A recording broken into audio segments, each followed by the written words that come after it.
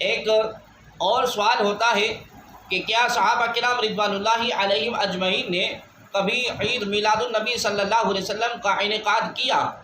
اور اس کا جواب یہ ہے کہ کسی بھی اچھے کام کو یہ کہہ کر غلط قرار دینا کہ یہ کام صحابہ کرام رضوان اللہ علیہم اجمعین نے نہیں کیا، لہذا ہمیں بھی نہیں کرنا چاہیے، یہ سراسر بے وقوفی پر مبنی ہے۔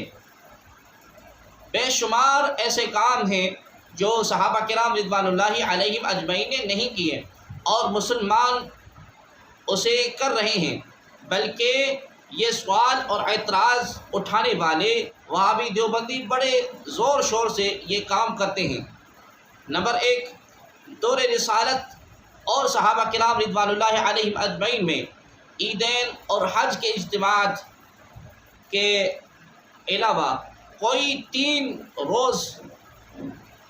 روزہ اجتماع نہیں ہوتا تھا، نہ وقت مقرر کر کے خصوصی دعا ہوتی تھی اور نہ ہی وقت مقرر کر کے کوئی 3 روزے لگاتا تھا۔ نمبر 2، دور رسالت اور صحابہ کرام علیہ رضوان میں سیرت کانفرنس، محمد رسول اللہ صلی اللہ علیہ وسلم کانفرنس، ختم نبوت کانفرنس، الحدیث کانفرنس وغیرہ بھی منعقد نہیں ہوئی۔ نمبر 3، دور رسالت اور دور صحابہ کرام رضوان اللہ علیہم اجمعین میں ختم بخاری، جلسہ دستار فضیلت اور نہ ہی اپنے دارالعلوم کا 100 سالہ جشن منایا گیا۔ نمبر 4، کیا کسی صحابہ کرام رضوان اللہ علیہم اجمعین نے خلفائے راشدین کے ایام منائے؟ ان کے ایام پر راستوں کو بلا کر کے کبھی جلوس اور ریلیاں نکالی،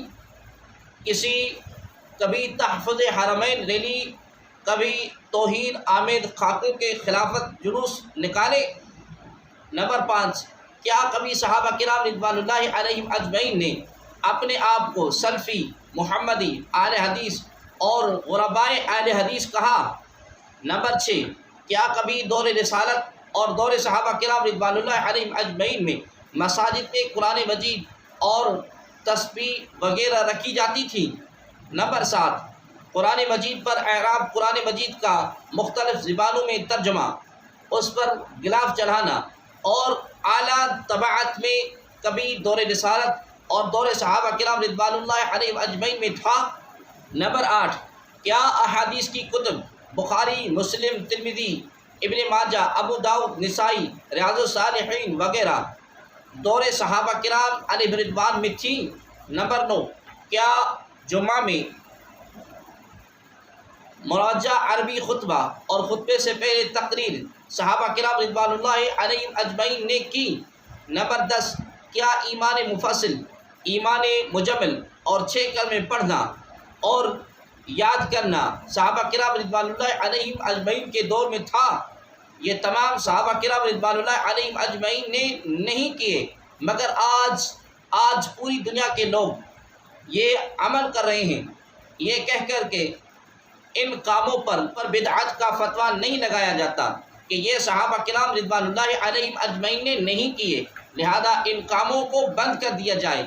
معلوم ہوا کہ اصل منشا اللہ تبارک و تعالی کے محبوب صلی اللہ علیہ وآلہ وسلم کا یوم ولادت ہے، اور نہ اتنا شور نہ مچایا جاتا۔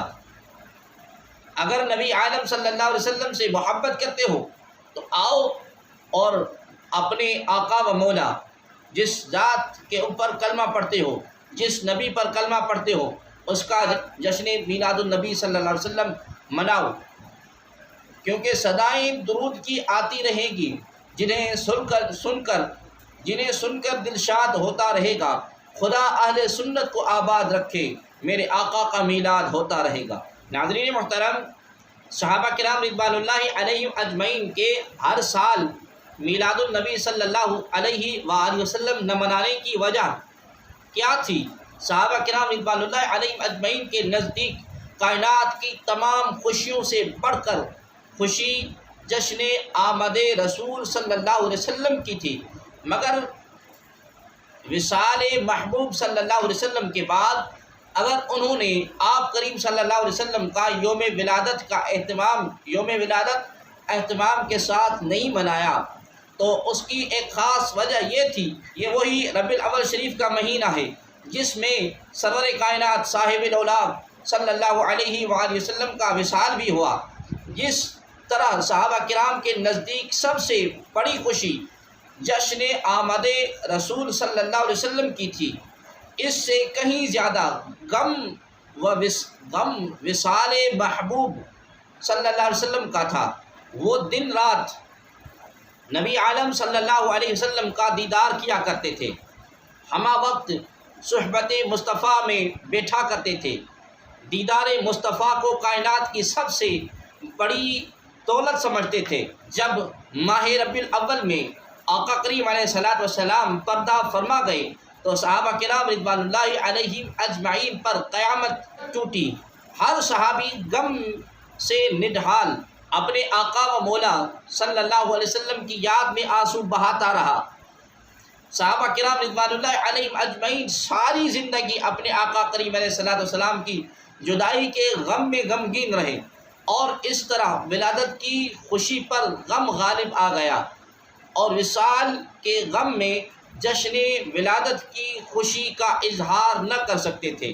مگر جیسے جیسے وقت گزرا، صدمے اور غم کا اثر زائل ہوتا گیا۔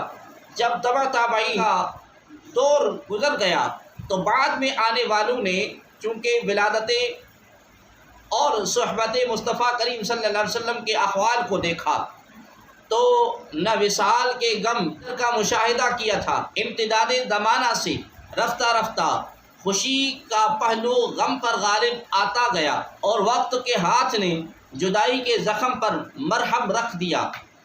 افراد امت کے لیے نعمت عظمیٰ کی خوشی کے مقابلے میں غم بھول گئے، اور انہیں یقین آ گیا کہ آپ کریم علیہ الصلوۃ والسلام کی حیات وصال دونوں امت کے لیے سراپا خیر ہے۔ لہذا اس کے بعد جشن عید میلاد النبی، جشن آمد رسول صلی اللہ علیہ وسلم کی خوشیاں ہر طرف منائی جانے لگی۔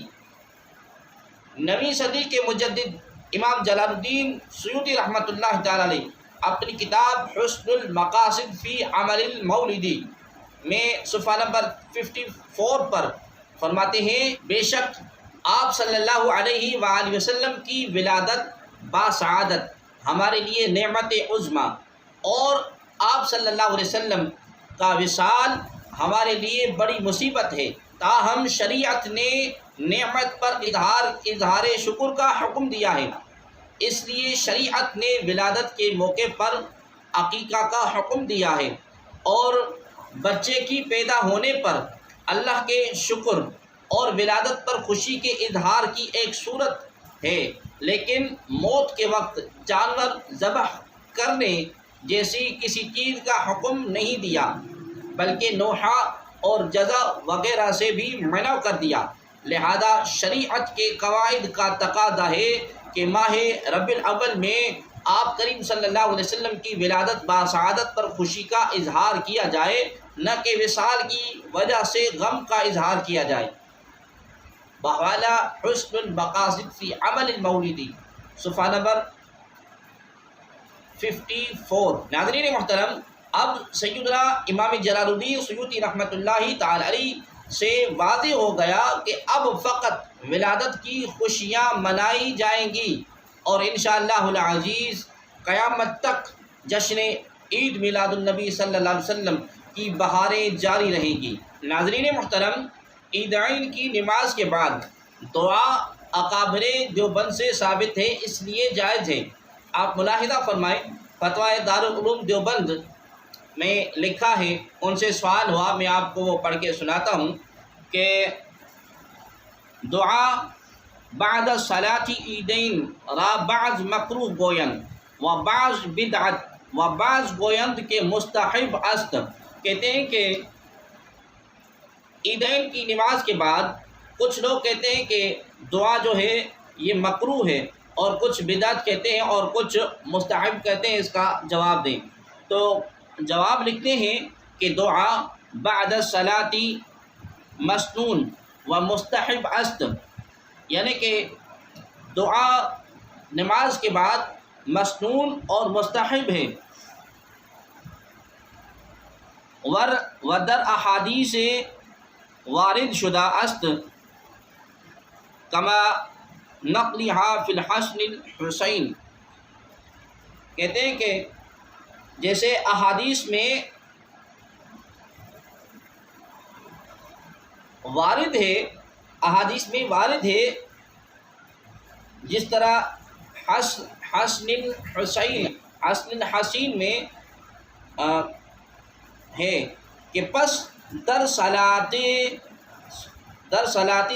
عیدین ہم داخل و شامل است، بدعت گفتن آرا صحیح نیست، کہتے ہیں کہ بس صلاۃ عیدین اس میں داخل ہے اور اس کو بدعت کہنا نہیں چاہیے، یہ بدعت نہیں. آگے لکھتے ہیں کہ اکابر امت مثل حضرت مولانا رشید احمد محدث و فقیہ گنگوہی را و جمیع اکابر و اساتذہ و ما بعد نماز عیدین مثل صلاۃ مکتوبات دعائی فرمودند، پس ہر کے آرا بدعت گفتہ صحیح نیست. کہتے ہیں کہ تو اسی طرح ہمارے اکابر جو ہیں رشید احمد گنگوہی اور ان کے بڑے اور ان دیوبندیوں کے اساتذہ، وہ نماز عیدین کے بعد دعا مانگا کرتے تھے، اس لیے ان کو بدعت کہنا یہ صحیح نہیں ہے. اب بات یہ ہے کہ نماز عیدین کے بعد دعا مانگنا زمانہ رسالت اور زمانہ صحابہ سے ثابت نہیں، مگر اکابر سے ثابت ہونے کی وجہ سے یہ جائز ہے. اب ہمارا سوال یہ ہے کہ جشن عید میلاد النبی صلی اللہ علیہ وسلم بھی منانا جو کہ محدثین سے ثابت ہے، اس پر بدعت کا فتویٰ کیوں؟ اور یہ بھی بدعت نہیں ہے. صدائیں درود کی آتی رہیں گی جنہیں سن کر دل شاد ہوتا رہے گا.